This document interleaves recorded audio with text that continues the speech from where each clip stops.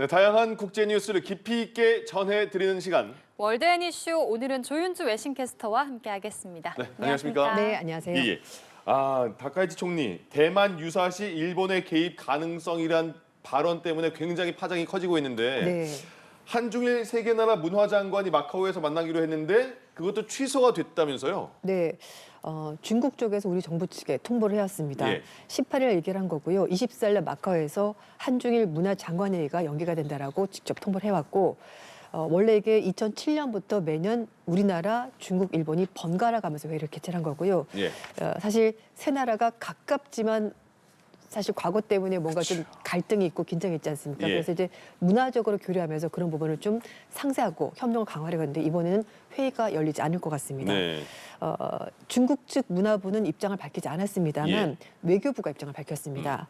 마오니 외교부 대변인이 일본 정부 지도자가 공공연하게 잘못된 발언을 하고 있고 이것 때문에 한중일의 협력 분위기가 훼손됐다. 그래서 이번에는 회의를 개최할 수가 없는 거라고 입장을 밝혔습니다. 네네. 그러니까 대만 입장에서는 일본이 우리 편 들어주는 것 같아, 고마워, 땡큐 이런 느낌인 것 같아요. 맞습니다. 왜냐하면 네. 대만 총통이 그 셀프 카메라식으로 해서 이렇게 초밥 먹는 거를 뭐 찍었던데 네, 맞습니다. 이거는 일본 해산물의 초밥이고 그 옆에 일본식 된장도 같이 먹고 너무 맛있다 이렇게 올렸어요. 그것도 네. 그 총통인데 어떤 모습이 어떤 그 모습으로 봐야 될지 모르겠네요. 일단 그 라이칭도 대만 총통이 말씀하신 것처럼 이제 사진을 올렸습니다. 네. 이제 점심 식사 모습인데 초밥을 먹는 건데요. 네. 가고시마산 조사진이에요. 방어, 네, 그리고 홋카이도산 가리비를 얹은 점심 식사다라고 네. 말하면서 이걸 올렸고요. 특히 이제 이걸 SNS에 다 공개를 했는데 X에는 일본어로 이걸 또 올린 겁니다. 그만큼 우호적인 태도를 보여준 셈이 되는 건데 중국이 사실 2013년에 일본이 후쿠시마 원전 그때 이제 방사능이 담겨 있는 물을 해양으로 방류했었거든요. 그때부터 중국 쪽에서는 일본 수산물 수입을 전면 금지했습니다. 예. 그러다가 일본 측의 줄기찬 요구 때문에 결국 올해 6월 달에 조건부로 일본산 수산물을 이제 수입하기로 결정을 하고 네. 홋카이도산 냉동가리비 6톤을 이번 달 초에 수입을 하기 시작했는데요. 예. 결국 다시 이게 중단이 된 겁니다. 그러게요. 중국 외교부 장관은 중국이 이런 식으로 여러 나라들을 압박을 가하고 있다면서 이건 예. 민주적이지도 않고 운명적이지도 않다라면서 비판적 입장을 밝혔고요. 이 총통의 게시물에 네. 일본 사람들이 일본 지지한다. 네. 대만과 일본은 우호다. 그리고 예전에 중국이 파인애플 구매 중단했을 때 일본이 사주지 않았냐. 예. 우리도 이번에 좀 도와주자. 이렇게 글이 올랐다고 합니다. 예. 사실 그 중국 2021년에 네. 여러 가지 방식을 가지고 이제 다른 나라를 압박하는데요. 그때도 사실 대만 문제 때문에 대만의 반중 정당인 민진당의 차이원 총통이 예. 정권을 가지면서 이걸 좀 흔들려고 대만산 파인애플 수입을 전면 금지한 적이 있었습니다. 그때 이유는 파인애플에 뭐 벌레가 나왔다라는 네. 건데 사실 그것 때문에 전면 중단하진 않거든요. 결국은 대만 정부를 압박하기 위해서 이렇게 경제를 활용하는데 예. 이번에도 그런 측면이 있었고 그래서 이제 대만 총통이 이렇게 좀 지지하는 입장을 밝힌 걸로 보입니다. 대만 총통은 근데 그 되게 소식하시나 봐요. 소식. 양이 점심인데 적죠. 양이 너무 적었어요. 저도 그거 생각했습니다. 예. 저거밖에 안 드시나? 그러니까요. 네.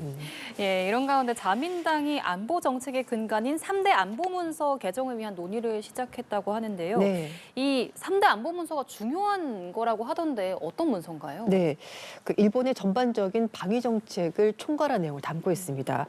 근데 다카이치 총리가 취임하자마자 방위력을 강화하고 방위비를 증액해야 된다고 주장을 하면서 국가 안전보장 전략 그리고 국가 방위 전략, 방위력 정비 이렇게 3대 안보 문서에 조기 개정을 요구를 한 겁니다.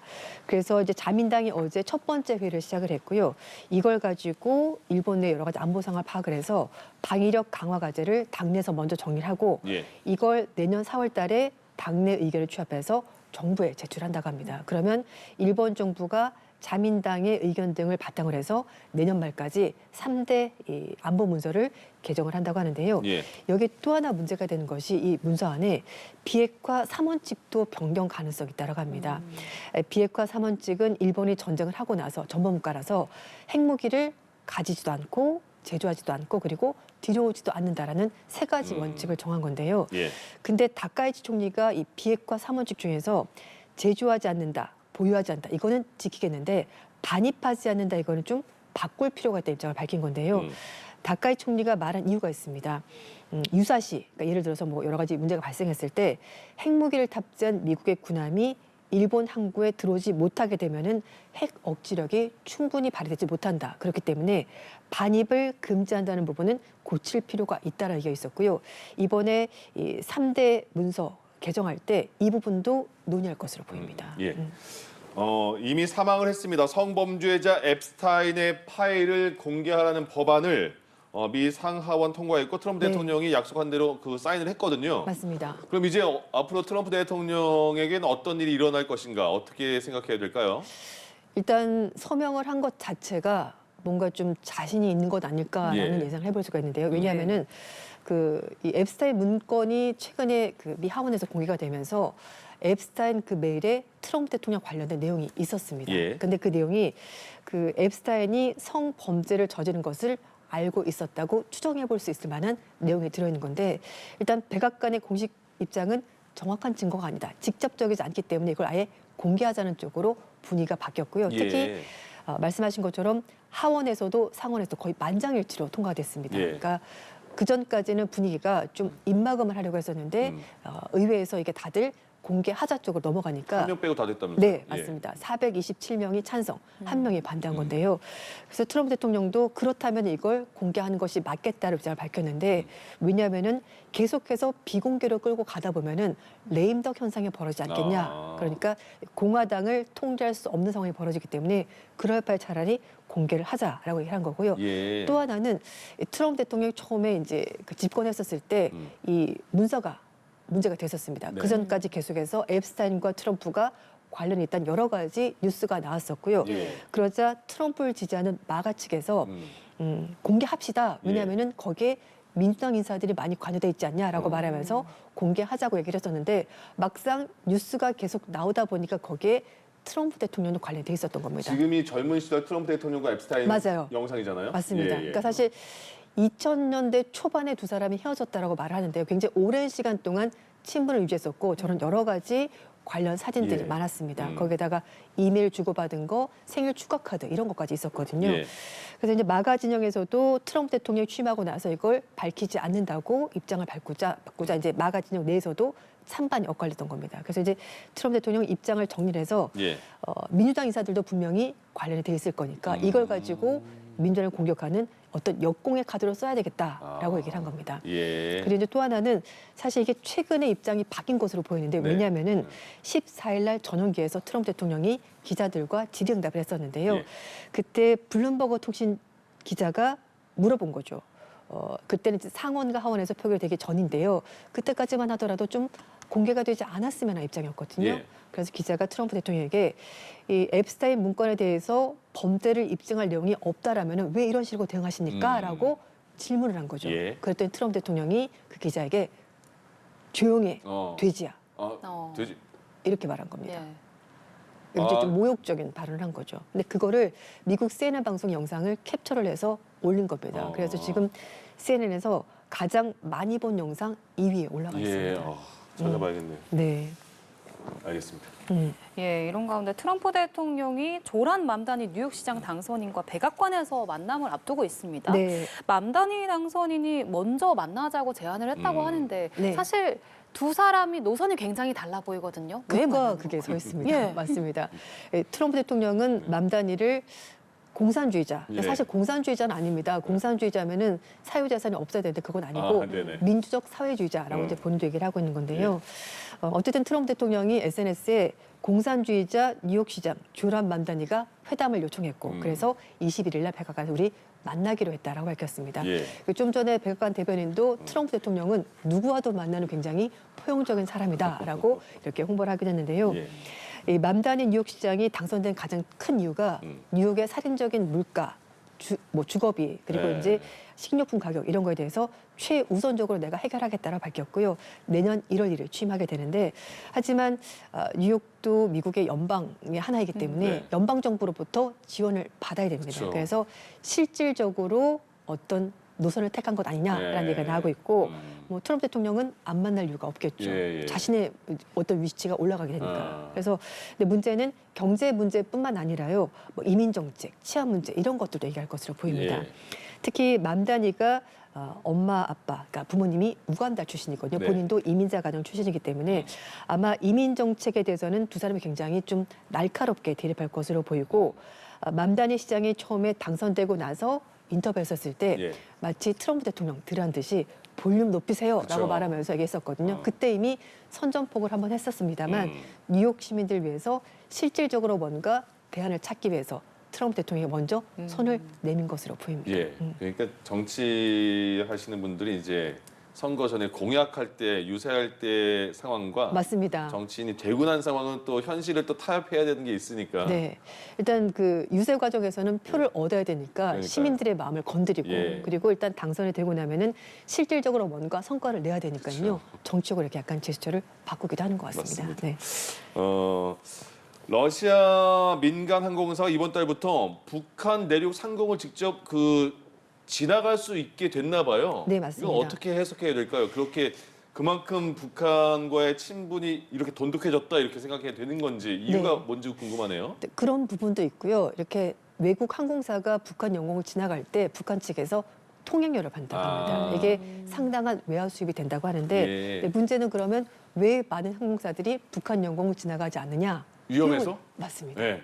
이게 이제 국제 민간 항공기업 말하는 것이요. 오래전부터 북한이 사전 예고 없이 미사일을 계속 발사하지 않습니까? 그쵸. 그래서 이 진화가 굉장히 위험하다라고 얘기를 하고 있는 것이요. 예. 그래서 대부분의 항공사들은 지나가지 않습니다. 하지만 러시아의 S7이라는 여객기가 이번 달부터 북한 상공을 계속해서 왔다 가고 있는데요.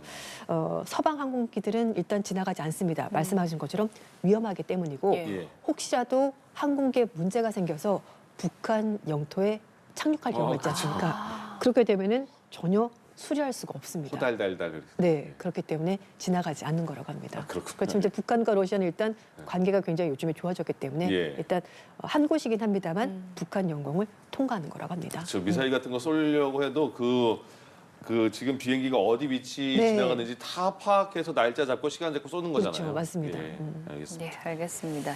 한편 영국 국방부와 이스라엘군이 중국산 전기차에 대해서 주의보를 발령하고 나섰습니다. 네. 이게 뭐 안전 때문인가 싶었는데 도청 때문이라고 하더라고요. 네, 그렇습니다. 영국의 언론들이 이렇게 표현했습니다. 트로이 목마가 됐다라고 예. 얘기를 한 건데요. 왜냐하면은 사실 그 유럽 국가들은 기후 변화 위기에 대해서 굉장히 강력한 정책을 펼치고 있고 그래서 휘발유나 디젤 차량을 퇴출시킬 결정을 했거든요. 예. 그래서 대신에 전기차를 많이 도입을 하고 있는데 영국 국방부가 전기차를 도입하면서 그 과정에서 문제가 생긴 겁니다. 사실 전기차 하면 우리가 미국의 테슬라 많이 네. 생각하는데요. 비싸지 않습니까? 예. 그러니까 뭐 가장 싼 게 5천만 원부터 시작하고 7천만 원 1억까지 가는데 중국의 전기차는 3천만 원부터 시작합니다. 이런 네, 거 맞습니다. 건가요? 예. 그래서 이게 빨리 전기차로 가고 싶은 정부 정책이 있고 그러다 보니까 정부 기관들이 알아서 전기차로 바꿨는데요. 비용 절감 차원에서 중국 전기차를 수입을 한 겁니다. 예. 그런데 막상 봤더니 도청 문제가 발생하게 된 거죠. 결국 그래서 트로이 목마가 됐다라고 표현하게 된 건데요. 예. 그래서 이 관용차들은 스티커를 붙이기로 했습니다. 앞쪽에는요 국방부 전기차 같은 경우 조수석에 예. 국방부 기기를 이 차량에 연결하지 마십시오라는 붉은색 스티커를 붙여야 되고요. 아. 차량 안쪽에는 차량 내에서 공무 등급 이상에 대한은 피해 주십시오라고 예. 이런 스티커를 붙여야 된다고 합니다. 그리고 또 이제 중국이 사실 요즘 전 세계 전기차를 꽉 잡고 있기 때문에 네. 안 쓸 수는 없긴 합니다만 괜히 환경 문제 생각하다가 이렇게 보안 문제가 벌어지게 된 거고요. 특히 그 보안 전문가 얘기를 하는 것이 전기차의 필수적인 사물 인터넷 기술 IoT가 문제라고 합니다. 예. 사실 이게 요즘 차는 그 엔진으로 간다기보다는 네. 거대한 스마트폰, 예. 뭐 거대한 아, PC 그렇죠. 그렇지 않습니까? 예. 그래서 이게 원격 시동도 되고요. 그리고 내비게이션 당연히 실시간으로 되고 예. 인터넷 통해 다양한 정보를 받게 되는데 이 모든 것들이 해커나 정보기관의 해킹에 굉장히 취약하다는 단점이 있는 겁니다. 그래서 이제 뭐 사실 영국뿐만 아니라 이스라엘 측에서도 그런 일이 있었는데요. 이스라엘이 군 고위 간부들에게 중국산 차량을 리스를 해줬습니다. 700대를. 예. 근데 역시 여러 가지 보안 우려 때문에 결국은 회수하기로 결정을 했다고 하는데요. 예. 하지만 중국 측은 모든 이런 의혹에 대해서 다 부인하고 있습니다. 그렇죠. 영국 주재 대사관 측은 영국 국방부 조치에 대해서 예. 근거 없는 소문이자 피해 망상이다라고 밝혔고요. 물론 기술적인 결함이나 보안 취약성 있을 수 있지만 국가 차원에서 스파이 활동을 절대 하지 않는다라고 해명을 했습니다. 알겠습니다. 네. 전기차 타세요? 저 하이브리드 타고 아 있습니다. 그래요? 저는 옛날 차입니다. 네. 그 호주에서요, 16살 아래 청소년들은 SNS 하지 마 하면 벌금까지 부과할 거야라고 말을 했네요. 이거 그 친구들한테 충격적인 법인데요. 네. 일단 16세 미만 아동 청소년은 SNS 계정이 없어집니다. 삭제. 아예 삭제가 됩니다. 다음 달 10일부터 어떡하죠?